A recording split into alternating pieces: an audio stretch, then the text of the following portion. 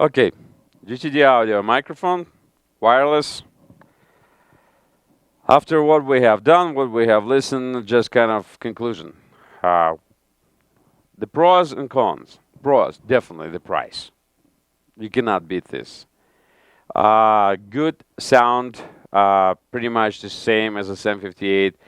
The only thing is we checked, actually, we had a live gig, which you will have a chance to see the footage. And it gives a softer bottom than a 758 and actually louder lows. The only thing is the filtration of the pop sound is way less than the 758, so what I would recommend to use the pop filter or maybe stick an extra layer of foam inside. Another problem is off-axis sound. If this microphone is held right up front, it gives you amazing sound. If it works like this, we have all kinds of side effects. Basically, it doesn't sound right. So, for certain application, for professional use, what is more interesting, professionals would sound absolutely great with this. People who are immature in using the microphone, there is a high chance that you will have lots of different problems with sound. So, one interesting thing, as I told, the threads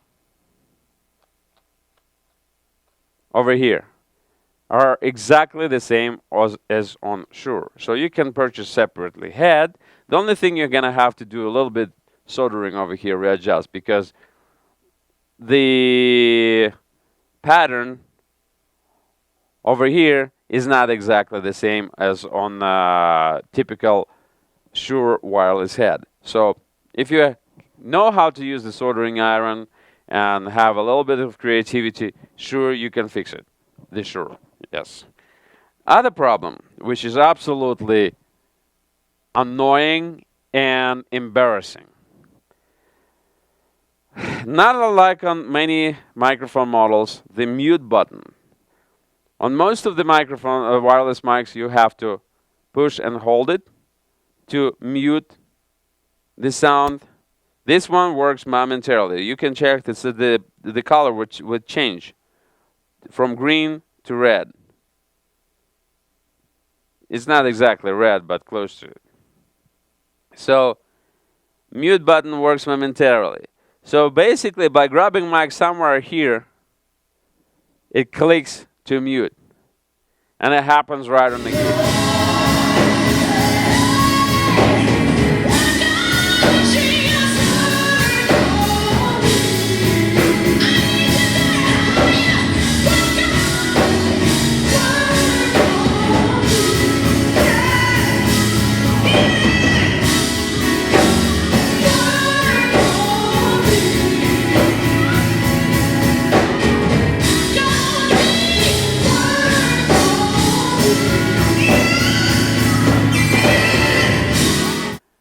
It becomes a nightmare.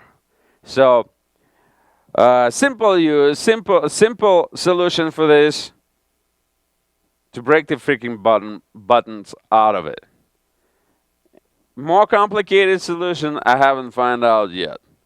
The GTDaudio usually does not reply to email, so we send one with the request how to deal with that, because actually there is possible option inside of the screen. When you just power up the mic, there is a little lock image shows up out there. So like on the professional Shure microphones, you can lock the buttons and they will not affect any performance. So in order to unlock, you have to unscrew the bottom.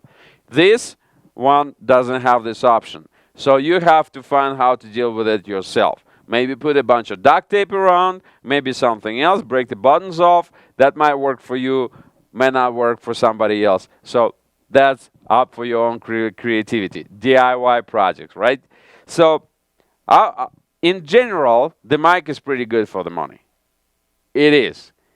We didn't have any radio issues with this. With the transmissions receiving, it gave us clear sound and fairly good reception, without any noises, without any hisses, and then any other interferences during the gig. The battery life was good. I changed the battery run through the entire gig, and it still shows me full battery. The gig was 4 hours, and it still works fine. So it's up to you. Buy it or not, enjoy it.